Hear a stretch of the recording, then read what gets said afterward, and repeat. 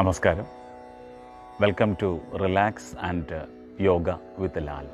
ഞാൻ മണിലാൽ. നമ്മളിന്നിവിടെ ചെയ്യാൻ പോകുന്ന വീഡിയോയെക്കുറിച്ചൊരു ചെറിയ വിവരണം ആദ്യം ഒന്ന് തരാം. അതൊന്ന് എല്ലാവരും സശ്രദ്ധം കേൾക്കണം.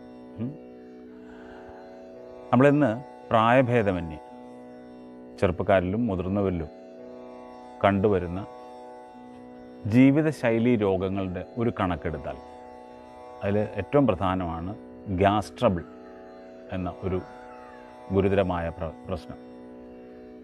2 നടുവേദന, 3 ആർത്രൈറ്റിസ്, 4 ഡയബറ്റിസ്.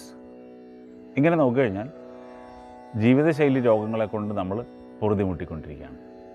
ഇതിൻ്റെ പ്രധാന കാരണം എന്താണെന്ന് അന്വേഷിച്ചപ്പോഴാണ്, അല്ലെങ്കിൽ അതിൻ്റെ പ്രധാന കാരണം എന്താണെന്ന് നമ്മൾ വർഷങ്ങളായിട്ട് നമുക്ക് എല്ലാവർക്കും അറിയാം. പ്രധാന കാരണം എന്ന് പറഞ്ഞാൽ നമ്മുടെ ശരീരത്തിലെ അസിഡിറ്റി കൂടുന്നതാണ് ഇത്തരം അസുഖങ്ങൾക്ക് കാരണം. അസിഡിറ്റി കൂടുന്നതാണ്. എങ്ങനെയാണ് ഈ അസിഡിറ്റി ഉണ്ടാകുന്നത്, അല്ലെങ്കിൽ അസിഡിറ്റി കൂടാൻ കാരണം എന്താണ്? അതിലെ ഒന്നാമത്തെ കാര്യം നമ്മുടെ തെറ്റായ ഭക്ഷണ രീതി. 2 മാനസിക പിരിമുറുക്കം. അപ്പോൾ ഇതിന് രണ്ടിനും കൂടി നമുക്കൊരു പരിഹാരം കണ്ടെത്താം. ഈ അസിഡിറ്റി കൂടിയാൽ എന്താണ് സംഭവിക്കുന്നത്, അല്ലെങ്കിൽ അതെങ്ങനെയാണ് അസിഡിറ്റി കൂടുന്നത്?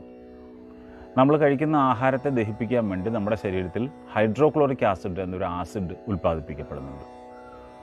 അതിൻ്റെ അളവ് കൂടുന്നതനുസരിച്ച്, അല്ലെങ്കിൽ അത് ഉൽപ്പാദിപ്പിക്കുന്നതനുസരിച്ച് നമ്മുടെ ശരീരത്തിൽ തന്നെ ക്ഷാരാംശം അല്ലെങ്കിൽ ആൽക്കലി വന്നിട്ട് ഇതിനെ ന്യൂട്രലൈസ് ചെയ്യാറുണ്ട്. അങ്ങനെയാണ് നമ്മൾ കേടുപാട് കൂടാതെ പോകുന്നത്. അല്ലെങ്കിൽ ഈ ആസിഡ് മാത്രം ഉൽപ്പാദിപ്പിച്ചുകൊണ്ടിരുന്നത് നമ്മുടെ കുടലിൻ്റെ ഉൾഭാഗവും ആമാശയമൊക്കെ എരിഞ്ഞെരിഞ്ഞ് തീരും. അപ്പോൾ എന്തുകൊണ്ടാണ് അങ്ങനെ സംഭവിക്കാമെന്ന് വെച്ചാൽ അതിന് ആ സമയത്ത് ആൽക്കലി വന്നിട്ട്, അല്ലെങ്കിൽ നമ്മൾ കഴിക്കുന്ന ഭക്ഷണത്തിലുള്ള ആൽക്കലൈൻ സംയുക്തങ്ങൾ വന്നിട്ട് ഇതിനെ ന്യൂട്രലൈസ് ചെയ്യും. ദഹിക്കാനായിട്ട് ആസിഡ് വേണം താനും. അപ്പോൾ ഈ ആസിഡിൻ്റെ അളവ് കൂടുതലായാൽ അതിനെ ന്യൂട്രലൈസ് ചെയ്യാൻ പ്രയാസമായിട്ട് വരും. അപ്പോൾ എങ്ങനെയാണ് ഈ ആസിഡിൻ്റെ അളവ് കൂടുന്നത്? നമ്മൾ ഇപ്പോൾ പ്രധാനമായിട്ടും കണ്ടുവരുന്നത് ഈ ഫാസ്റ്റ് ഫുഡ്, ബേക്കറികളിൽ കിട്ടുന്ന ഭക്ഷണം, അതേപോലെ തന്നെ ഇറച്ചി, മീൻ, മുട്ട, മത്സ്യം, ഇതിൻ്റെയൊക്കെ ആ ഒരു അമിതോപയോഗമാണ് ഞാൻ പറയുന്നത്. ഇതൊന്നും ഉപയോഗിക്കരുതെന്ന് ഞാൻ പറഞ്ഞിട്ടില്ല. എല്ലാം ഉപയോഗിക്കാം, പക്ഷേ അത് മിതമായ തോതിൽ ഉൽപ്പാദിപ്പിക്കുക, അല്ലെങ്കിൽ ഉപയോഗിക്കുക, മിതമായ തോതിൽ ഉപയോഗിക്കുക.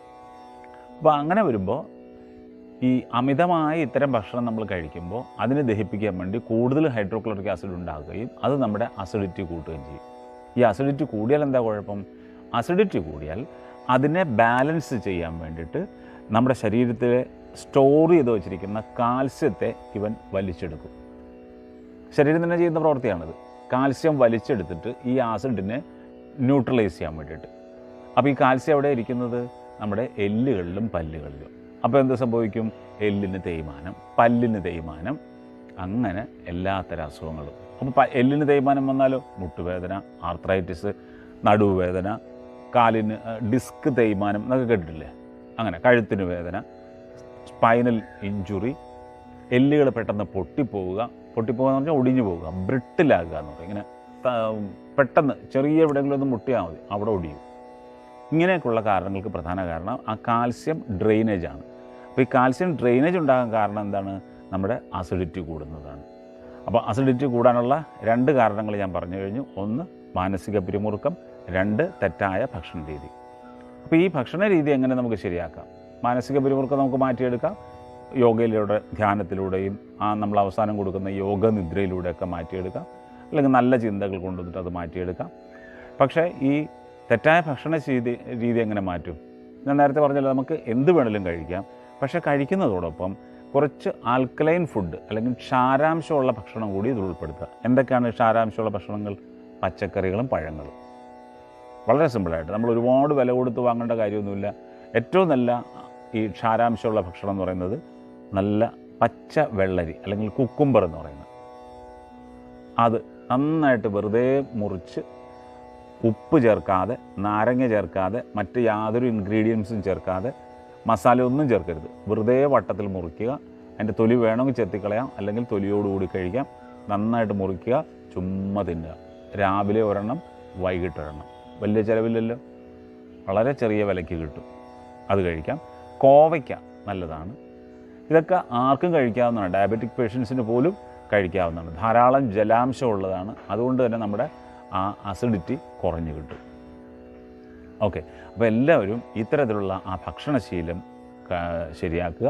അതോടൊപ്പം ഇന്നിവിടെ ഞാൻ കാണിക്കുന്നത് ഒരു 5 or 6 ആസനങ്ങൾ കാണിക്കും. ആ ആസനങ്ങൾ കൂടി ചെയ്യുക, യോഗാസനങ്ങൾ കൂടി ചെയ്താൽ നമ്മുടെ ശരീരത്തിലെ ആസിഡിറ്റി കുറച്ചെടുക്കാം, ആസിഡിറ്റി ബാലൻസ് ചെയ്യാം, ന്യൂട്രലാക്കാം. അങ്ങനെ വളരെ ഗുരുതരമായ ഒരവസ്ഥയിലേക്ക് പോകുന്നതിന് മുമ്പ് തന്നെ നമുക്കിത് ശീലിക്കാം. എല്ലാവരും ശീലിക്കുക. അപ്പോൾ നമുക്ക് ഇന്നത്തെ ആ വീഡിയോ തുടങ്ങാം. ആദ്യം നമ്മൾ ചെയ്യേണ്ടത് ഇതുപോലെ നട്ടെല്ലൊന്ന് നിവർത്തിയിരിക്കുക. ഒരു പ്രാർത്ഥന അല്ലെങ്കിൽ മെഡിറ്റേഷൻ, മനസ്സിനെ ശാന്തമാക്കുക. മനസ്സിനെ ശാന്തമാക്കാനായിട്ട് എന്ത് ചെയ്യണം? ശ്വാസഗതിയിൽ ശ്രദ്ധിക്കുക എന്നുള്ളതാണ്. വയറിൻ്റെ ചലനത്തിൽ ശ്രദ്ധിക്കുക, നെഞ്ചിൻ്റെ താളത്തിൽ ശ്രദ്ധിക്കുക, ഹൃദയ താളത്തിൽ ശ്രദ്ധിക്കുക. അങ്ങനെ നമുക്ക് ആ മനസ്സിനെ ഒന്ന് ശാന്തമാക്കുക. ശരീരം മുഴുവനും അയച്ചിടുക. അങ്ങനെ കണ്ണുകൾ അടച്ചു വെച്ചിട്ട് തലയുടെ ഇരുഭാഗങ്ങളും അയച്ചിട്ട് കഴുത്ത് നേരെ വെച്ച് നട്ടെല്ലൊന്ന് നിവർത്തിയിരുന്നിട്ട് ആ പുരികങ്ങളും നെറ്റിയും പുരികങ്ങളും ഒക്കെ അയച്ചിടുക. എൻ്റെ മനസ്സിപ്പോൾ ശാന്തമാണെന്ന് മനസ്സിൽ പറയുക. ഈ മെഡിറ്റേഷൻ തുടങ്ങി കഴിഞ്ഞാൽ പിന്നെ കണ്ണ് തുറക്കേണ്ട കാര്യമില്ല, മൊബൈലിലേക്ക് നോക്കേണ്ട കാര്യമില്ല, മനസ്സിൽ പറയുക. ഇതല്ല, ഞാനിവിടെ പറയുന്ന കാര്യങ്ങൾ അതേപടി ശ്രദ്ധിച്ചാൽ മതി. എൻ്റെ മനസ്സിപ്പോൾ ശാന്തമാണ്. ഏതു സാഹചര്യത്തെയും തരണം ചെയ്യാനുള്ള അപാരമായ ശക്തി എനിക്കുണ്ട്. ഈ 2 കാര്യങ്ങൾ പറയുക. ഇത് നമ്മൾ നിരന്തരമായിട്ട് പറഞ്ഞ് നമ്മുടെ മനസ്സിനെ പഠിപ്പിച്ചു കഴിഞ്ഞാൽ നമുക്ക് ആ ഏത് സാഹചര്യം വന്നാലും അതിനെ തരണം ചെയ്യാനുള്ളൊരു ശക്തി കിട്ടും. അത് ആത്മാർത്ഥമായിട്ട് നമ്മൾ കരുതണം. അല്ലാതെ ഇതൊക്കെ പറയാൻ എളുപ്പമാണ്, പ്രാവർത്തികമാക്കാൻ പ്രയാസമാണ് എന്ന് പറഞ്ഞാൽ പിന്നെ ഒന്നും ചെയ്യാൻ പറ്റില്ല. പറയാനും എളുപ്പമാണ്, പ്രാവർത്തികമാക്കാനും എളുപ്പമാണ്. ആര് വിചാരിക്കണം? നമ്മൾ തന്നെ വിചാരിക്കണം. നമ്മൾ തനിയെ വിചാരിച്ചല്ലേ നടക്കുകയുള്ളൂ. യാതൊരു സംശയവും വേണ്ട. നിരന്തരമായിട്ട് നിങ്ങൾ അങ്ങനെ ആഗ്രഹിച്ചോളൂ. അതായത് ഏത് പ്രതിസന്ധിയെയും തരണം ചെയ്യാനുള്ള അപാരമായ ശക്തി എനിക്ക് കിട്ടി, അല്ലെങ്കിൽ ഞാനത് നേടാൻ വേണ്ടിയാണ് യോഗ ചെയ്യുന്നത് എന്ന് നിരന്തരമായി പ്രാർത്ഥിച്ചാൽ അല്ലെങ്കിൽ ആഗ്രഹിച്ചാൽ അത് സാധിച്ചിരിക്കും. അതാണ് പ്രകൃതിയുടെ നിയമം. അപ്പോൾ ഇപ്പോൾ അങ്ങനെ ആ മനസ്സിൽ ചിന്ത വന്നിരിക്കുകയാണ്. ഏത് സാഹചര്യത്തെയും തരണം ചെയ്യാനുള്ള അപാരമായ ശക്തി ഞാൻ നേടിയെടുത്തിരിക്കുന്നു. ഓക്കെ, ഇനി നിങ്ങളുടെ ആചാരപ്രകാരം, മതാചാരപ്രകാരം അല്ലെങ്കിൽ നിങ്ങളുടെ ഇഷ്ടാനുസരണം ഇഷ്ടമുള്ള പ്രാർത്ഥനയാകാം. മനസ്സിലേക്ക് ഇഷ്ടദൈവങ്ങളെ അല്ലെങ്കിൽ നിങ്ങൾക്ക് ഇഷ്ടമുള്ള വ്യക്തിയെ അല്ലെങ്കിൽ നിങ്ങളെ തന്നെ പ്രാർത്ഥിക്കാം. എന്തു വേണമെങ്കിലും ആകാം. യാതൊരു നിർബന്ധവുമില്ല അല്ലെങ്കിൽ യാതൊരു നിബന്ധനകളുമില്ല അതിന്. പ്രാർത്ഥനയ്ക്ക് നിങ്ങളുടെ ഇഷ്ടത്തിന് വിട്ടിരിക്കുന്നു. നന്നായി പ്രാർത്ഥിക്കാം. എന്നിട്ട് പതുക്കെ കൈയൊന്ന് റബ്ബ് ചെയ്ത് ആ കൈയിൻ്റെ ചൂടൊന്ന് കണ്ണിലേക്ക് വയ്ക്കുക. മുഖം ഒന്ന് ഒഴിഞ്ഞെടുക്കുക.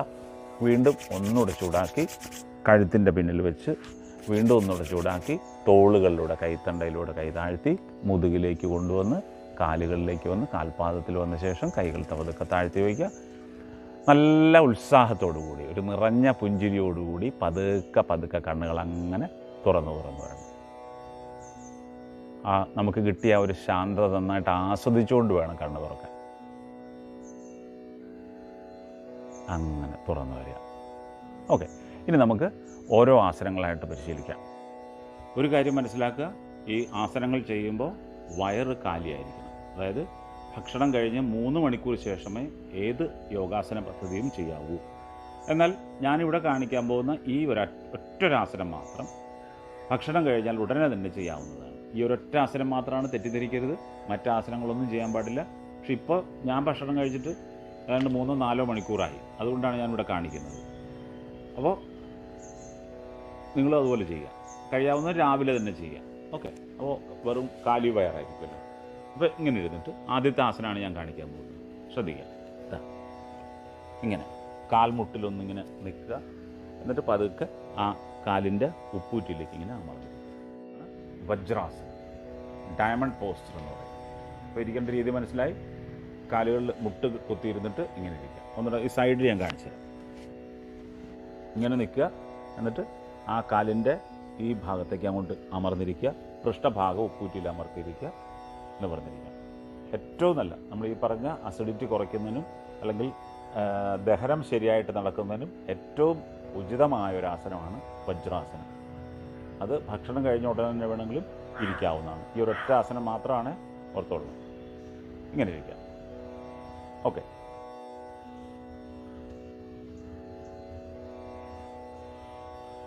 ഓക്കെ. അപ്പോൾ ഇതേപോലെ വജ്രാസനത്തിലിരിക്കുക. അടുത്ത് രണ്ടാമത്തെ ആസനം ചെയ്യുന്നത് ഇങ്ങനെയാണ്. കാൽമുട്ടലിങ്ങനെ കുത്തി നിൽക്കുക, മുട്ട് കുത്തി നിൽക്കുക എന്ന് പറയുന്നത്. അതേപോലെ എന്നിട്ട് നിവർന്ന് നിന്നിട്ട് വയറൊന്ന് ചൊട്ടിച്ച് പിടിക്കുക. ഈ കൈ ഇങ്ങനെ പൊക്കിയെടുത്ത് കറക്കി കൊണ്ടുവന്നിട്ട് ഈ കാലിൽ പിടിക്കുക, ഉപ്പൂറ്റിൽ പിടിക്കുക. മറ്റേ കൈ അതുപോലെ പൊക്കിയെടുത്തിട്ട് ഈ ഉപ്പൂറ്റിലും പിടിക്കുക. ഒന്ന് ശരീരത്തെ ഒന്ന് മുന്നോട്ട് തള്ളിയിട്ട് തല പുറകു.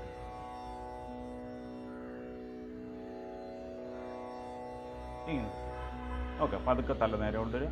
ഓരോ കൈയായിട്ട് മുന്നോട്ട്.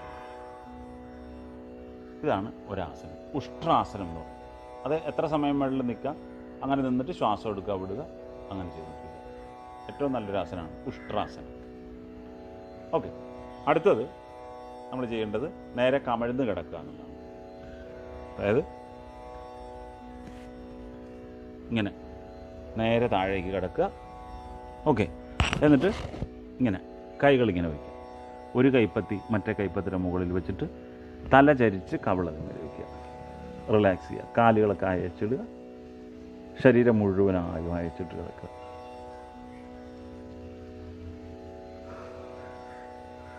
ഓക്കെ. ഇതാണ് മകരാസനം എന്ന് പറയുന്നത്, ക്രോക്കഡൈൽ പോസ്ചർ. ഇനി ഇവിടുന്ന് പതുക്കെ ഒന്ന് എഴുന്നേറ്റിട്ട് ഇങ്ങനെ ഒന്ന് കിടക്കുക. കൈകളിങ്ങനെ താടിയിൽ കൈ വെച്ചിട്ട് താടി ഈ കൈക്കുള്ളിൽ വയ്ക്കുക. ഈ ഓരോ കാലായിട്ട് ഇങ്ങനെ ഒന്ന് മടക്കി കൊടുക്കുക. ഉണ്ടോ? ഇങ്ങനെ ചെയ്യാം. ഇങ്ങനെ അതൊരു 10-20 ചെയ്യാം. ഇവിടെയൊക്കെ എന്ന് പറഞ്ഞാൽ നമ്മുടെ വയറിന് നല്ല മസാജിങ് ആണ് കൊടുക്കുന്നത്. ഇങ്ങനെ ചെയ്യാം. അല്ലെങ്കിൽ ഇങ്ങനെ നിർത്തിക്കൊണ്ട് തന്നെ ഓരോ കാലമായിട്ട് താഴേക്ക് മുകളിലേക്ക് കൊണ്ടുപോകാം. അതാ പറ്റുമെങ്കിൽ കുറേശ്ശെ ഇങ്ങോട്ട് ഇങ്ങനെ അടുപ്പിച്ച് കൊണ്ടുവരണം. ഈ ഉപ്പൂറ്റ് ആ പൃഷ്ഠഭാഗത്തിനടുത്തേക്ക് ഇങ്ങനെ കൊണ്ടുവരാൻ പറ്റും. ഇങ്ങനെ ചെയ്യാം. അപ്പോൾ അടിവയറിന് നല്ല മസാജിങ് കിട്ടും. ഇങ്ങനെ ചെയ്യാം. എന്നിട്ട് ഒരിക്കൽ കൂടെ മകരാസനത്തിലേക്ക് വിശ്രമിക്കുക. റിലാക്സ്. ഈ സമയം ശരീരം മുഴുവൻ അയച്ചിട്ട് കിടക്കണം. ശ്രദ്ധിക്കുക, ഓരോ ആസനങ്ങൾ ചെയ്യുമ്പോഴും നമ്മൾ ആ ഓരോ ആസനത്തിനും ഇടയിൽ നല്ല റെസ്റ്റ് കൊടുക്കുന്നുണ്ട്. ആ റെസ്റ്റിംഗ് ടൈമിൽ നമ്മൾ എന്താണ് ചെയ്യുന്നത് വെച്ചാൽ നമ്മുടെ ഉള്ളിൽ കെട്ടിക്കിടക്കുന്ന അല്ലെങ്കിൽ ഉള്ളിലുള്ള കാർബൺ ഡൈ ഓക്സൈഡിനെ പുറത്ത് കളയാണ് ചെയ്യുന്നത്. അത് പ്രത്യേകം മനസ്സിലാക്കണം. ദീർഘമായി നമ്മൾ ശ്വാസം എടുക്കുന്നതോടൊപ്പം തന്നെ ദീർഘമായാണ് നമ്മൾ ഉച്ഛ്വാസം ചെയ്യുന്നത് അല്ലെങ്കിൽ നിശ്വസിക്കുന്നത്. അപ്പോൾ ശ്വാസം എത്ര എടുക്കുന്നോ അതിനേക്കാൾ ഇരട്ടി സമയം കൊണ്ടാണ് നമ്മൾ ആ നിശ്വാസ വായുവിനെ പുറത്ത് കളയുന്നത്, കാർബൺ ഡൈ ഓക്സൈഡിനെ പുറത്ത് കളയുന്നത്. അല്ലാതെ യോഗശാസ്ത്രത്തിൽ ഒരിടത്തും ശ്വാസം കാർബൺ ഡൈ ഓക്സൈഡിനെ പുറത്ത് വിടാതിരിക്കാൻ നമ്മൾ ശ്രമിക്കുന്നില്ല. അത് തെറ്റായ ധാരണയാണ്. പലരും പല ലേഖനങ്ങളിലൊക്കെ പറയുന്നുണ്ട് അങ്ങനെ. അത് ചെയ്തു നോക്കാത്തതുകൊണ്ടോ അല്ലെങ്കിൽ അത് അനുഭവിക്കാത്തതുകൊണ്ടോ ആണ് അങ്ങനെ പറയുന്നത്. അതൊന്നും നമ്മൾ ചെവിക്കൊള്ളേണ്ട കാര്യമില്ല. ഇത് നമ്മൾ ചെയ്യുക. റെസ്റ്റിംഗ് ടൈമിലൊക്കെ ദീർഘമായി ശ്വാസം എടുക്കുക.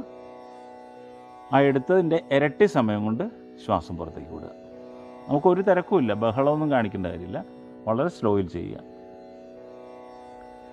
കാരണം ഈ തിരക്ക് കൂടുന്തോറുമാണ് നമുക്ക് മാനസിക പിരിമുറുക്കം ഉണ്ടാകുന്നത്. എന്തൊക്കെയോ നേടാനും പിടിക്കാനുമായിട്ടൊക്കെ ഓടുന്നതൊക്കെ നല്ലതാണ്. പക്ഷേ അതോടൊപ്പം നമ്മുടെ ശരീരത്തെയും കൂടി ഒന്ന് മാനിക്കണം, വേണ്ടേ? എന്നാലേ നമുക്ക് ജീവിതമുള്ളൂ. അല്ലെങ്കിൽ നമ്മളെപ്പോഴും നാളെയാണ് ജീവിക്കുന്നത്, ഇന്ന് നമ്മൾ ജീവിക്കുന്നേ ഇല്ല. ഇന്നിപ്പോൾ ഇവിടെ കിടന്ന് നിങ്ങളിത് ചെയ്യുമ്പോഴും നിങ്ങളുടെ വിചാരം എന്താ? അടുത്ത സെക്കൻഡിൽ എന്ത് ചെയ്യണമെന്നുള്ളതാണ്. നാളെ എന്ത് ചെയ്യും, അല്ലെങ്കിൽ കുറച്ച് കഴിഞ്ഞാൽ എന്ത് ചെയ്യും? 11 മണിയാകുമ്പോൾ ഒരാൾ പറഞ്ഞ ഒരു കാര്യം വെച്ചിട്ടുണ്ടല്ലോ, അവിടെ പോകണമല്ലോ. ഇതൊക്കെ പോകണം. പക്ഷേ live in the present moment. ഇപ്പോൾ നമുക്ക് ജീവിച്ചാലേ ഇതൊക്കെ നമുക്ക് നാളെ അല്ലെങ്കിൽ അടുത്ത സെക്കൻഡിലേക്ക് നമുക്ക് പോകാൻ പറ്റുള്ളൂ. ഇല്ലെങ്കിൽ പിന്നെ എന്താ ജീവിതം? അടുത്ത ഈ പറഞ്ഞ 11 മണിക്കുള്ള കാര്യത്തിലേക്ക് നിങ്ങൾ ചെല്ലുമ്പോൾ അവിടെ നിങ്ങൾ അടുത്ത സെക്കൻഡിലേക്കുള്ള ഓട്ടമാണ്. അപ്പോൾ ഈ ഓടിക്കൊണ്ടിരിക്കാതെ കുറച്ച് ശരീരത്തിന് വിശ്രമം കൊടുക്കുക. അങ്ങനെ സുഖകരമായ രീതി ചെയ്യാം. ഓക്കെ. ഏത് കാര്യവും ശ്രദ്ധയോടുകൂടി ചെയ്യാം. അങ്ങനെ മകരാസനത്തിൽ വിശ്രമിച്ചു. ആസനത്തിൽ നമ്മൾ കിടക്കുകയാണ് ഇങ്ങനെ. മകരാസനത്തിൽ നിന്നും പതിയെ നമുക്ക് എഴുന്നേറ്റ് വരണം. എഴുന്നേറ്റ് വരുന്ന രീതി ഇങ്ങനെയാണ്. നേരെ ഒരു വശത്തേക്കൊന്ന് പതുക്കെ ചരിയുക, നേരെ ഇങ്ങനെ വരിക, അങ്ങനെ തന്നെ ഒന്ന് ചരിഞ്ഞിങ്ങനെ കിടക്കുക. ഓക്കെ, പതുക്കെ മലർന്ന് കിടക്കുക. മലർന്ന് കിടന്നിട്ട് അടുത്ത ആസനം നമ്മൾ ചെയ്യാൻ പോവാണ്. നമ്മുടെ അസിഡിറ്റി കുറയ്ക്കുന്നതിനുള്ള ഏറ്റവും നല്ല ആസനങ്ങളിലൊന്നാണ് മത്സ്യാസനം എന്ന് പറയും. മത്സ്യാസനം, അതായത് ഫിഷ് പോസ്. കാണിച്ചു തരാം എങ്ങനെയാണ് ചെയ്യുന്നത്, കാണിച്ചു തരാം. കൈകൾ രണ്ടും ബട്ടക്സിനടിയിലേക്ക് ഇങ്ങനെ വയ്ക്കുക. ഉണ്ടാ, ഈ കൈ ഇവിടെ വയ്ക്കുക, മറ്റേ കൈ ഓൾറെഡി ബട്ടക്സിനടിയിലുണ്ട്. കാലുകൾ രണ്ടും നീട്ടി വയ്ക്കുക ഇങ്ങനെ. റെഡി? എന്നിട്ട് പതുക്കെ ഈ കൈമുട്ടിൽ ഊന്നിക്കൊണ്ട്, ഞാൻ ചെയ്യുന്നത് കാണുമ്പോൾ മനസ്സിലാവും, കൈമുട്ടിൽ ഊന്നിയിട്ട് തല ഉയർത്തി ഇങ്ങനെ ഒന്ന് നോക്കുക, ആ പാദങ്ങളിലേക്ക് നോക്കുക, കാണാമല്ലോ. എന്നിട്ട് തല പതുക്കെ ഒന്ന് വളച്ച് നെഞ്ച് മുകളിലേക്ക് ഉയർത്തിക്കൊണ്ട് തല വളച്ച് ഇങ്ങനെ പിടിക്കുക. ഇങ്ങനെ പിടിച്ചിട്ട് ആ നെറുക ഭാഗം, മൂർധാവിൻ്റെ ഭാഗം തറയിൽ ഇങ്ങനെ തൊട്ട് വയ്ക്കാനേ പാടുള്ളൂ, ഇങ്ങനെ കുത്തി വയ്ക്കരുത്, പതുക്കെ ഇങ്ങനെ വയ്ക്കുക.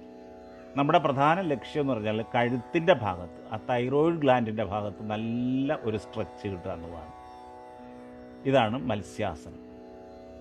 ശ്രദ്ധിച്ചല്ലോ, നന്നായിട്ട് തല ഉയർത്തുക, പതുക്കെ ഒന്ന് പൊങ്ങി വരിക, കാലിലേക്ക് നോക്കുക. ഒന്നുകൂടെ കാണിച്ചു തരാം. ഇങ്ങനെ കൈമുട്ടിൽ ഊന്നി പൊങ്ങി ഇങ്ങനെ വന്നിട്ട് നെഞ്ച് നന്നായിട്ട് ഉയർത്തുക, തല വളച്ച് ആ നെറുക കൊണ്ടുപോയി തറയത്തുള്ളുക. ശ്വാസം എടുക്കുക, വിടുക. ശ്രദ്ധ മുഴുവനും തൊണ്ടക്കുഴിയിലായിരിക്കണം. ഏത് കാര്യവും ശ്രദ്ധയോടെ ചെയ്താൽ നമുക്ക് അപകടങ്ങൾ ഒഴിവാക്കാം. അശ്രദ്ധമായിട്ട് ചെയ്താൽ ഏത് കാര്യത്തിലും അപകടം ഉണ്ടാകും, അല്ലെങ്കിൽ അതിന് അതിൻ്റെതായ ദോഷവശങ്ങളുണ്ടാകും. അപ്പോൾ അതിന് യോഗ ആണെങ്കിൽ പ്രത്യേകിച്ച് അശ്രദ്ധമായി ചെയ്താൽ ശരീരത്തിൽ അവിടെ ഇവിടെ ഉളുക്കുകളോ ഇഞ്ചുറികളോ ഉണ്ടാകും. അത് ഏത് കാര്യത്തിലുമാണ്. അപ്പോൾ ശ്രദ്ധയോടുകൂടി ചെയ്യുക. അശ്രദ്ധമായി ചെയ്തിട്ട് അസുഖം വരുത്തിയിട്ട് പിന്നെ യോഗശാസ്ത്രത്തെ കുറ്റം പറഞ്ഞിട്ട് കാര്യമില്ല. അത് ശാസ്ത്രത്തിൻ്റെ കുഴപ്പമല്ല, നമ്മൾ ചെയ്യുന്നതിൻ്റെ കുഴപ്പമാണ്.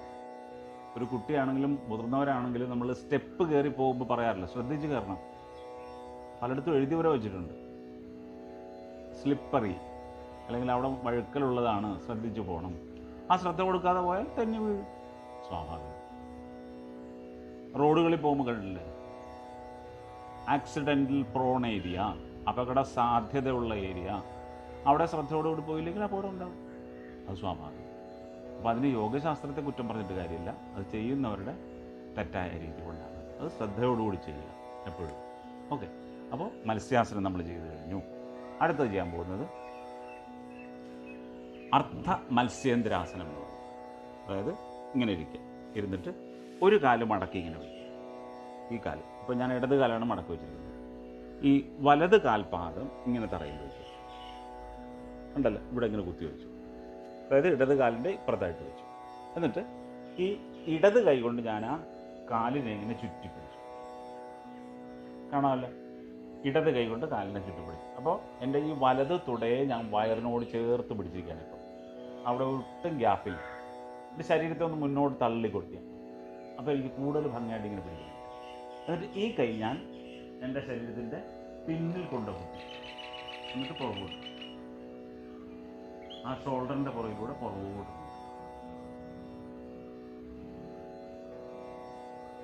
പതുക്കെ തല നീക്കണം. ആ കൈ പതുക്കെ മുന്നോട്ട് കൊണ്ടുവന്നു. ഇത്രയുള്ളൂ കാര്യം. ഒന്നുകൂടെ ഈ വശത്തിരുന്ന് കാണിച്ചു തരാം. അപ്പോൾ ഇങ്ങനെ ഇരുന്നു, ഈ കാലിങ്ങനെ വെച്ചു, ഈ കാലിവിടെ വെച്ചു, ഈ കൈ കൊണ്ട് ഈ കാൽമുട്ടിനെ ഇങ്ങനെ പൊതിഞ്ഞു പിടിച്ചു. അപ്പോൾ ആ വയറും തുടയും തമ്മിലുള്ള ഗ്യാപ്പ് ഒഴിവാക്കി. അതായത് ഈ വയറ് കൊണ്ട് നമ്മുടെ ആന്തരിക അവയവങ്ങൾക്ക്, കുടല് പോലുള്ള ആ ആമാശയം പോലുള്ള ആ ഭാഗങ്ങൾക്ക് നല്ല അയവ് അല്ലെങ്കിൽ നല്ലൊരു മസാജ് കൊടുക്കുകയാണ് ചെയ്യുന്നത്. അപ്പോൾ ഈ കൈ ഇവിടെ കൊണ്ട് കുത്തുക, നേരെ പുറകോട്ട് ഇങ്ങനെ തിരിഞ്ഞു നോക്കുക. ഉടലിനെ പിരിക്കുന്നതോടൊപ്പം ഉള്ളിലുള്ള അവയവങ്ങൾക്ക് നല്ല ഒരു മസാജ് കൊടുക്കുക. ഇതാണ് അർത്ഥ മത്സ്യേന്ദ്രാസനം. എന്നിട്ട് പതുക്കെ തല നേരെ കൊണ്ടുവരിക, നേരെ അങ്ങനെ നേരെ വന്ന ശേഷം മാത്രമേ ഇത് പിടിവിടാവുള്ളൂ. ഇവിടേക്കാണ് ശ്രദ്ധ വേണമെന്ന് പറയുന്നത്. അപ്പോൾ ഇങ്ങനെ എഴുന്നിട്ട് എനിക്ക് വേണമെങ്കിൽ ഇങ്ങനെ വിടാം. അങ്ങനെ വിടാൻ പാടില്ല. വിട്ട് കഴിഞ്ഞാൽ അവിടെ ഇവിടെയൊക്കെ ചിലപ്പോൾ ഉളുക്കിയെന്നിരിക്കും. അങ്ങനെ വിടാൻ പാടില്ല. അപ്പോൾ എന്ത് ചെയ്യണം? ഇത്ര ഇരുന്നിട്ട് ശ്രദ്ധയോടുകൂടി തല നേരെ കൊണ്ടുവരിക. തല നേരെ കൊണ്ടുവന്നിട്ട് വേണ്ടത്ര കെയർ എടുത്തുകൊണ്ട് വേണമെങ്കിൽ കൈ കൊണ്ട് ഇങ്ങനെ പിടിച്ചിട്ട് വേണമെങ്കിൽ ഈ കൈ വിടാം. അത്ര ശ്രദ്ധയോടുകൂടി ചെയ്യണം. ആ ശ്രദ്ധ ഉണ്ടാകുമ്പോഴാണ്, മനസ്സും ശരീരവും ഒന്നാകുമ്പോഴാണ് അത് യോഗ ആകുന്നത്. അതല്ലെങ്കിൽ അത് വെറൊരു ഫിസിക്കൽ എക്സസൈസ് ആയിരിക്കും. അത് പാടില്ല. നമുക്ക് യോഗാശാസ്ത്രത്തെ മാനിച്ചുകൊണ്ട് ചെയ്യുക. അതൊരു ശാസ്ത്രമാണ്. തെളിവുകളോടുകൂടി നമുക്ക് സമർത്ഥിക്കാവുന്ന കാര്യങ്ങളാണ് ശാസ്ത്രം എന്ന് പറയുന്നത്. അത് മനസ്സിലാക്കുക. അപ്പോൾ ഇവിടെ ഇങ്ങനെ വയ്ക്കുക. അടുത്ത കാലം വലത് കാലം ഇതുപോലെ വയ്ക്കുക. ഇടത് കാലം ഇങ്ങനെ വയ്ക്കുക. അത് വലത് കൈക്കുള്ളിലാക്കുക. ഇടത് കൈ പുറകെ കൊടുക്കുക. പുറകോട്ട് നോക്കുക. ഈസിയായിട്ട് ഇങ്ങനെ പിടിക്കണം. നമുക്ക് ആവശ്യം അത് ശ്രദ്ധിച്ചാൽ മതി. വയറിന് മസാജ് കിട്ടുന്നുണ്ടോ എന്ന് നോക്കണം. ആദ്യം ബുദ്ധിമുട്ട് തോന്നും, പക്ഷെ കുറേശ്ശെ നമുക്കിങ്ങനെ ശരിയാക്കി എടുക്കാം. ഓക്കെ, പതുക്കെ തല നേരെ കൊണ്ടുവരിക. അതിനുശേഷം വളരെ കെയർഫുള്ളായിട്ട് ശ്രദ്ധയോടുകൂടി ആ കൈ റിലീസ് ചെയ്യുക. ഇങ്ങനെ വന്നിട്ട് ഈ രണ്ട് കാലവും ഒന്നിങ്ങനെ മടക്കി വയ്ക്കുക. എന്നിട്ട് ആ രണ്ട് കൈകൾ കൊണ്ട് ഇങ്ങനെ കെട്ടിപ്പിടിക്കും. അതിങ്ങനെ നിന്ന് തല ഉയർത്തി മുകളിലേക്ക് സീതാസനം. അവിടെ നമ്മൾ വയറിനാണ് മസാജ് കൊടുക്കുന്നത്. ഓക്കെ, പതുക്കെ തല നേരെ കൊണ്ടുവരിക. സാവധാനം വീണ്ടും പറയുകയാണ്, ശ്രദ്ധയോടുകൂടി ചെയ്യണം. സുഖാസനത്തിൽ ചമ്രം പിടിച്ചിരിക്കുക, നാട്ടിൽ നിന്ന് വർത്തിക്കുക. കഴിഞ്ഞു. ഇത്രയും ആസനങ്ങൾ ചെയ്താൽ നമുക്ക് ആ അസിഡിറ്റിയുടെ ലെവൽ കുറച്ച് കൊണ്ടുവരാൻ പറ്റും. ആ ആസിഡ് ആൽക്കലി ആ ഒരു ഒരു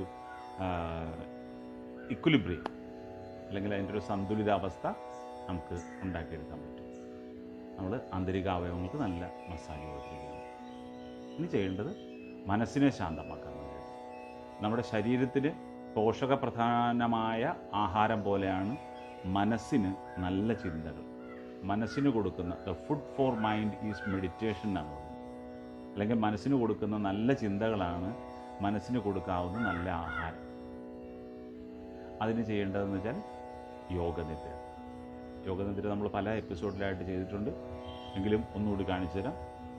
ഏത് ആസന പദ്ധതിയും അല്ലെങ്കിൽ ഏത് വ്യായാമ പദ്ധതിയും അവസാനിപ്പിക്കുമ്പോൾ യോഗനിദ്രയിലൂടെ മാത്രമേ അവസാനിപ്പിക്കാവൂ. അതായത് മനസ്സിനും ശരീരത്തിനും പൂർണ്ണ വിശ്രമം കൊടുത്ത ശേഷം മാത്രമേ അവസാനിപ്പിക്കാവൂ. പ്രത്യേകം ശ്രദ്ധിക്കുക. അപ്പോൾ അതിന് യോഗനിദ്രയ്ക്ക് വേണ്ടി ആദ്യം എന്ത് ചെയ്യണം? ഇതേപോലെ ഒന്നിങ്ങനെ ചെരിഞ്ഞ് കിടക്കുക. ഇത് പതിയെ ശ്രദ്ധയോടുകൂടി, ഞാൻ പറഞ്ഞല്ലോ ഈ ശ്രദ്ധ വളരെ കാര്യമാണ്. ഇപ്പോൾ നട്ടെല്ലിന് വേദന ഉണ്ടാക്കാൻ വേണ്ടിയിട്ട് ഒറ്റ കാര്യം ചെയ്താൽ മതി. ഇങ്ങനെ കിടക്കുന്ന കൂട്ടത്തിൽ ഇങ്ങനെ അങ്ങോട്ട് കിടന്നിട്ട് ഒറ്റ വീഴ്ച ഇങ്ങനെ വീണാൽ മതി. നട്ടെല്ലിന് വേദന ഉണ്ടാകാനായിട്ട് ആ ജീവനാന്തം വരാനായിട്ട് വേറെ ഒന്നും വേണ്ട. അപ്പോൾ അവിടെയൊക്കെ ശ്രദ്ധ ആവശ്യമാണ്. അശ്രദ്ധമായിട്ട് ചെയ്താൽ ഏത് അസുഖം ഏത് കാര്യവും വരുമെന്നുള്ളത് ഒന്നുകൂടെ ഊന്നി പറഞ്ഞതേ ഉള്ളൂ. അപ്പോൾ ഇതുപോലെ കിടക്കുക, വളരെ കെയർഫുള്ളായിട്ട്. അതിനാണ് ആ വലത് കൈ തറയിൽ ഊന്നണമെന്നൊക്കെ പറഞ്ഞത്. എന്നിട്ട് പതുക്കെ ഇങ്ങനെ കിടക്കുക. ആ കാലൊക്കെ വരുന്നത് ശ്രദ്ധിച്ചോളണം. ഉണ്ടോ? ഒരു കാലിങ്ങനെ വെച്ചു, അതിൻ്റെ സപ്പോർട്ടോടുകൂടി ഇങ്ങനെ വന്നിട്ട് പതുക്കെ ആ നട്ടല് തറയിൽ അടിക്കാത്ത രീതിയിൽ അങ്ങനെ കിടന്നു. ഉണ്ടോ? ഇപ്പോഴും ഞാൻ എൻ്റെ കാല് രണ്ടും മടക്കിയാണ് വെച്ചിരിക്കുന്നത്. ഇത്രയേറെ ശ്രദ്ധയോടുകൂടി ചെയ്യണം. എന്നിട്ട് പതുക്കെ ഒന്ന് അയച്ചിടുക. ഇനി ഓരോ കാലായിട്ട് പതുക്കെ മുന്നോട്ട് നീട്ടുക. ഉണ്ടോ? രണ്ട് കാലം ഒരുമിച്ചല്ല നീട്ടുന്നത്. പ്രത്യേകിച്ച് രാവിലെയൊക്കെ ആകുമ്പോൾ നമ്മുടെ ശരീരം ഏത് രീതിയിലേക്കാണ് സ്റ്റിഫായിട്ടിരിക്കുന്നത് പറയാൻ പറ്റില്ല. അപ്പോൾ ഇങ്ങനെ കിടന്നു. ഇനി കൈകൾ ശരീരത്തിൻ്റെ ഇരുവശവുമായി മലർത്തി അയച്ചിട്ട് തല നേരെ വെച്ച്. ഇനി ഞാൻ പറയുന്ന കാര്യങ്ങൾ മാത്രം കേട്ടാൽ മതി. നിങ്ങൾ വീഡിയോയിലേക്കോ അല്ലെങ്കിൽ ഫോണിലേക്കോ നോക്കേണ്ട കാര്യമില്ല. കാലുകൾ രണ്ടടി വിട്ട് വയ്ക്കുക. കാൽപാദങ്ങളൊക്കെ ഇങ്ങനെ അയഞ്ഞ് കിടക്കണം. കൈകൾ ശരീരത്തിൻ്റെ ഇരുവശവുമായി മലർത്തി അയച്ചിടുക. തല നേരെ വെച്ച് കണ്ണുകൾ അടച്ചു വെച്ച് കിടക്കുക. ശരീരഭാഗങ്ങളെ മുഴുവൻ മനസ്സിൽ കാണുക. ഞാൻ പറയുന്ന ഭാഗങ്ങളിലേക്ക് മനസ്സുകൊണ്ട് കണ്ണോടിച്ചാൽ മതി. കണ്ണ് തുറക്കേണ്ട കാര്യമില്ല. ആദ്യം വലതുകാൽ മുഴുവൻ, ഇടതുകാൽ മുഴുവൻ, അരക്കെട്ട്, വയറ്, നെഞ്ച്, വലത് കൈ, ഇടത് കൈ, കഴുത്ത്, മുഖം, തല, മുതുക് മുഴുവൻ. അപ്പോൾ ശരീരം മുഴുവനായും അയഞ്ഞു കിടക്കാനിപ്പോൾ. ശരീരം മുഴുവനായും അയഞ്ഞു കിടക്കുമ്പോൾ ആ വയറിൻ്റെ ഉള്ളിലേക്കൊന്ന് ശ്രദ്ധിക്കുക. ഇനി നെഞ്ചിൻ്റെ ഉള്ളിലേക്ക് ശ്രദ്ധിക്കുക. തലയുടെ ഉള്ളിലേക്കൊന്ന് ശ്രദ്ധിക്കുക. ശാന്തമായ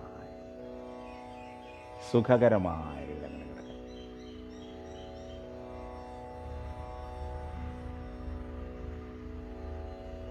മനസ്സും ശരീരവും ശാന്തമാണ്.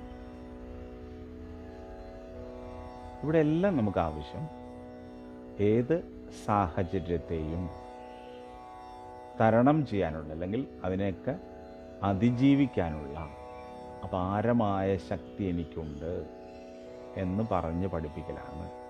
ആ പറഞ്ഞ് പഠിപ്പിച്ചാൽ മാത്രം പോരാ, അത് ആവശ്യം വരുമ്പോൾ പ്രായോഗികമാക്കാനും പഠിക്കണം. ഈ പറയാൻ എളുപ്പമാണ്, പക്ഷെ അത് പ്രായോഗികമാക്കണം, പ്രയോഗത്തിൽ കൊണ്ടുവരണം. അത് അത്തരം സാഹചര്യങ്ങൾ വരുമ്പോൾ നമ്മൾ പാനിക്കാകാതെ, അല്ലെങ്കിൽ പേടിച്ച് വിറയ്ക്കാതെ, അല്ലെങ്കിൽ വല്ലാതെ കൺഫ്യൂസ്ഡ് ആകാതെ ആ സാഹചര്യത്തിനനുസരിച്ച് പെരുമാറാനും അല്ലെങ്കിൽ അതനുസരിച്ച് പ്രവർത്തിക്കാനുള്ള ഒരു കഴിവുണ്ടാകണം. അതാണ് നമ്മൾ നിരന്തരമായ ഇതുപോലുള്ള യോഗനിദ്രയിലൂടെ നമ്മൾ നേടിയെടുക്കുന്നത്. അല്ലാതെ കുറേ കാലും കൈയും പൊക്കി വൈകുന്നേരം അല്ലെങ്കിൽ 1 മണിക്കൂർ യോഗ ചെയ്തു എന്ന് പറഞ്ഞിട്ട് കാര്യമില്ല. ആ മനക്കരുത്ത് ആണ് വേണ്ടത്. സാഹചര്യങ്ങളെ നേരിടാനുള്ള, അല്ലെങ്കിൽ സാഹചര്യങ്ങളെ അതിജീവിക്കാനുള്ള അതിജീവനമാണ് ഏറ്റവും പ്രധാനം. അങ്ങനെ ആ മനസ്സിന് കരുത്ത് കൊടുക്കുകയാണ് ഏറ്റവും പ്രധാനം. ഇപ്പോൾ മനസ്സിൻ്റെ കരുത്ത് അങ്ങനെ നേടിയിരിക്കുന്നു. ചിലർക്ക് ജന്മനാ തന്നെ അങ്ങനെ ഒരു കഴിവുണ്ടാവും. ചിലർ നിസ്സാര പ്രശ്നങ്ങൾ മതി പെട്ടെന്ന് തളർന്നു പോകാനായിട്ട്. അപ്പോൾ അങ്ങനെയുള്ളവർക്ക് ആണ് നമുക്ക് ഈ യോഗനിദ്ര കൂടുതൽ പ്രയോജനപ്പെടുക. വളരെ പുറമേ നമ്മൾ വളരെ കഠിന മനസ്സനാണെന്നൊക്കെ തോന്നും. പക്ഷേ എത്രയോ പേരെ നമ്മൾ കണ്ടിട്ടുണ്ട് നിസ്സാര പ്രശ്നങ്ങൾ കൊണ്ട് ജീവിതം അവസാനിപ്പിക്കുന്നവർ. അപ്പോൾ എന്തുകൊണ്ടാണത് സംഭവിക്കുന്നത് വെച്ചാൽ ആ മനസ്സിന് കരുത്തില്ലായിരുന്നു എന്ന് ചുരുക്കം. ഏത് പ്രശ്നത്തിനും ഒരു പരിഹാരമുണ്ട് എന്ന രീതിയിൽ ആ പരിഹാരം കണ്ടെത്താൻ ശ്രമിക്കുക. അങ്ങനെ വരുമ്പോൾ നമുക്ക് വളരെ അമൂല്യമായി കിട്ടിയ ഈ ജീവിതത്തെ നന്നായി ആസ്വദിക്കാൻ കഴിയും. ആസ്വദിച്ച് ജീവിക്കുക, സന്തോഷമായിരിക്കുക. ഈ ഭൂമിയിലുള്ള സകല ചരാചരങ്ങളെയും സ്നേഹിക്കാൻ പഠിക്കുക. ഭൂമിയിലുള്ള സകല ചരാചരങ്ങളെയും ബഹുമാനിക്കാൻ പഠിക്കുക. അങ്ങനെ നമ്മുടെ മാതാപിതാക്കൾക്കൊക്കെ മനസ്സുകൊണ്ട് നന്ദി പറയാം. നമ്മുടെ ഗുരുക്കന്മാരെ മനസ്സുകൊണ്ട് നന്ദി പറയാം. ഗുരുക്കന്മാരോടൊക്കെ നന്ദി പറയാം. അങ്ങനെ എല്ലാവരോടും നമ്മുടെ മനസ്സിന് ശാന്തത തരുന്ന എല്ലാ മുഖങ്ങളെയും ഓർക്കുക. അവർക്കൊക്കെ മനസ്സുകൊണ്ട് നന്ദി പറയുക. നമ്മുടെ ജീവിതത്തിലേക്ക് തുണയായി വന്നിട്ടുള്ള, അല്ലെങ്കിൽ നമ്മുടെ ജീവിതത്തിനെ സഹായിച്ചിട്ടുള്ള, അതല്ലെങ്കിൽ ഡയറക്റ്റായും ഇൻഡയറക്റ്റായും നമ്മളെ സഹായിച്ചിട്ടുള്ള എല്ലാവർക്കും മനസ്സുകൊണ്ട് നന്ദി പറയുക. അങ്ങനെ നന്ദി പറഞ്ഞുകൊണ്ട് നമുക്ക് പതുക്കെ ഈ യോഗനിദ്രയിൽ നിന്നും ഉണർന്നു വരണം. അതിനാദ്യം ചെയ്യേണ്ട കൈകാലുകളൊന്ന് ചലിപ്പിക്കുക. പുറമേ ഉള്ള കാര്യങ്ങളൊക്കെ ഒന്ന് ശ്രദ്ധിക്കുക. ചുറ്റുപാടുകളൊക്കെ ശ്രദ്ധിക്കുക. നമ്മൾ കിടക്കുന്ന മാറ്റ്, നമ്മൾ കിടക്കുന്ന ഈ സ്ഥലം, ഇതെല്ലാം മനസ്സിൽ കണ്ടുകൊണ്ട് പതുക്കെ കൈകളൊന്ന് ചേർത്ത് പിടിച്ചിട്ട് ഇങ്ങനെ കോർത്ത് പിടിച്ച് നേരെ പുറകോട്ട് നീട്ടി നല്ലൊരു സ്ട്രെച്ച് കൊടുക്കുക. ഓക്കെ, പതുക്കെ കൈകൾ മുന്നോട്ട് കൊണ്ടുവരിക. സാവധാനം ഒന്ന് ഇടതുവശത്തേക്കൊന്ന് ചരിഞ്ഞ് കിടക്കുക. പെട്ടെന്ന് ചാടി എഴുന്നേൽക്കരുത്. ഒന്ന് കിടന്നിട്ട് വളരെ ശ്രദ്ധയോടുകൂടി, അതൊക്കെയാണ് ശ്രദ്ധിക്കേണ്ടത്. ആ ശ്രദ്ധയോടുകൂടി വലത് കൈ തറയിലൂന്നി പതുക്കെ എഴുന്നേറ്റ് അങ്ങനെ വരിക. എഴുന്നേറ്റ് അങ്ങനെ വന്നിട്ട് ആ സുഖാസനത്തിലിരുന്ന് പ്രാർത്ഥനയ്ക്ക് ശേഷം മാത്രമേ കണ്ണുകൾ തുറക്കാവൂ. അതുവരെ മനസ്സിനെ ശാന്തമാക്കുക. ശാന്തമായി തന്നെ കഴിഞ്ഞിട്ട് ഇനി വീണ്ടും ഒരു പ്രാർത്ഥന. കൈകൾ തൊഴുതു പിടിക്കുക. മനസ്സിൽ പ്രാർത്ഥിക്കുക. എൻ്റെ മനസ്സ് ഇപ്പോൾ ശാന്തമാണ്. ഏത് സാഹചര്യത്തെയും അതിജീവിക്കാനുള്ള അപാരമായ ശക്തി ഞാൻ നേടിയെടുത്തു കഴിഞ്ഞു. അങ്ങനെ ആ ഒരു ശക്തി, ആ ഒരു മനഃശക്തി എന്നോടൊപ്പം എപ്പോഴും ഉണ്ടാവണമെന്ന് ആത്മാർത്ഥമായി ആഗ്രഹിക്കുക. ആ ആഗ്രഹത്തോടുകൂടി പതുക്കെ കൈകളൊന്ന് കൂട്ടിരുന്ന് കണ്ണിലേക്ക് വയ്ക്കുക. മുഖം ഒഴിഞ്ഞെടുക്കുക. വീണ്ടും ഒന്നുകൂടെ ചൂടാക്കി കഴുത്തിൻ്റെ പിന്നിൽ വെച്ച് ഒന്നുകൂടെ ചൂടാക്കി കൈകളിലൂടെ താഴ്ത്തി മുതുകിലൂടെ കൊണ്ടുവന്ന് കാൽമുട്ടിലേക്ക് വന്നിട്ട് കാൽപാദങ്ങൾ ടച്ച് ചെയ്ത് കൈകൾ താഴ്ത്തി വയ്ക്കുക. ഇനി സാവധാനം നല്ലൊരു പുഞ്ചിരിയോടുകൂടി നല്ല ഉത്സാഹത്തോടുകൂടി അതൊക്കെ പതുക്കെ കണ്ണുകൾ തുറന്നു. ഒരു ദിവസം മുഴുവനും പ്രവർത്തിക്കാനുള്ള എനർജിയാണ് നമ്മൾ നേടിയെടുത്തിരിക്കുന്നത്. ആ എനർജി എപ്പോഴും നമ്മളോടൊപ്പം ഉണ്ടാവട്ടെ എന്ന് നിങ്ങളോടൊപ്പം ഞാനും ആത്മാർത്ഥമായി പ്രാർത്ഥിക്കുന്നു. അപ്പോൾ എല്ലാവരും ആരോഗ്യവാന്മാരും ആരോഗ്യവതികളുമായിരിക്കുക. ആ ഭക്ഷണ കാര്യത്തെക്കുറിച്ച് പറഞ്ഞ കാര്യങ്ങൾ ഒന്നുകൂടി ശ്രദ്ധിക്കുക. എല്ലാവരും അത് ശ്രദ്ധയോടുകൂടി കേൾക്കുമെന്ന് വിചാരിക്കുന്നു. ഓക്കെ, അപ്പോൾ നമുക്ക് വീണ്ടും മറ്റൊരു വീഡിയോയുമായി ഇനി വീണ്ടും കാണാം. എല്ലാവർക്കും ശുഭദിനം. ലോകാ സമസ്ത സുഖിനോ ഭവന്തു.